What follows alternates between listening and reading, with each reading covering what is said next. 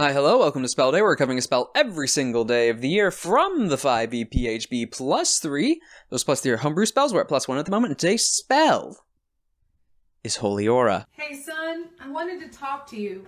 I know religion's important and all, but I think you might be taking it up. 8th level Abjuration, casting time of 1 action, a range of self, components verbal somatic material, a tiny reliquary worth at least 1,000 gold pieces containing a sacred relic such as a scrap of cloth from a saint's robe or piece of parchment from a religious text. Duration, concentration, up to 1 minute. And it's gotta be one of the most specific items we've had here. Divine light washes out from you and coalesces in a soft radiance in a 30-foot radius around you. Creatures of your choice in that radius, when you cast this spell, shed a dim light in a 5-foot radius and have advantage on all saving throws. And other creatures have disadvantage on attack rolls against them until the spell ends. In addition, when a fiend or undead hits an affected creature with a melee attack, the aura flashes with brilliant light. The attacker must succeed on a Constitution saving throw or be blinded until the spell ends.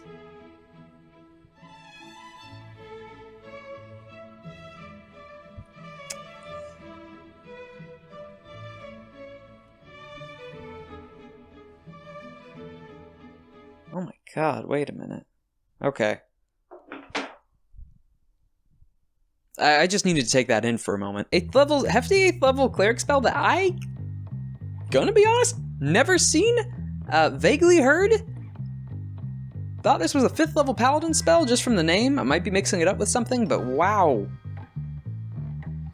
Wow. This is an area targeted foresight that only lasts a minute in this concentration, and then also has a blinding and light effect. Foresight gives you advantage on all your saving throws and attacks. To be fair, this doesn't give it to attacks, but disadvantage on the attacks enemies make, but advantage on all saves? Not to mention, there's no limit on the targets? Okay. Reading through it again, because there's a lot of things in there. So, first off, material component, yes, expensive, very specific, likely not something you're just going to be buying randomly. Might be buying randomly. But the fact that it hits any creatures within a 30-foot radius of you. There's not a limit. And it's only at the casting of the spell. They can then leave. It's not an aura they have to stay in. It's not a bubble for these effects. You cast this, everyone within a 30-foot radius of you that you choose now has these effects. The component's not consumed. Sorry, that just hit me.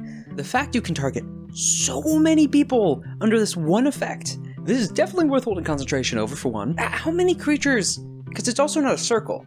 It just has an aura around you. Then also the addition of, if any creature is attacking them, disadvantage to hit against them. That's crazy. Then also, advantage on all saves, which we already covered. And then the undead and fiends clause, where if they hit one of any of these targets, they have to make a Constitution saving throw. And if they fail it, they're blind for the whole duration. No save at the end of the turn. No, oh, you're immune if you pass this one save at the start. No. Every time they strike, if they haven't failed already, they make that save.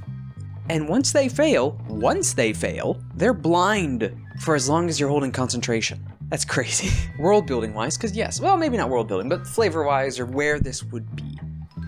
Or has anyone seen Grail Knights? Warhammer?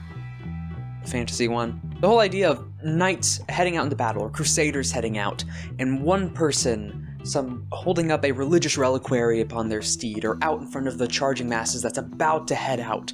All the knights with spears and lances repairing, the priest and their commission heading out towards the front, and asking their god for a blessing, holding up the remains of a saint in a reliquary, and a golden light shines from all of them as they charge forward against the fiends and undead inflicted upon their world.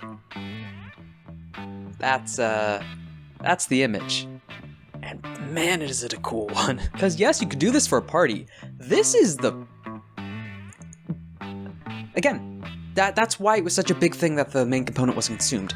If you have clerical spellcasters that can get to 8th level spellcasting, the scene I just mentioned of those knights charging will be used in Empire Conquest and might be used against you.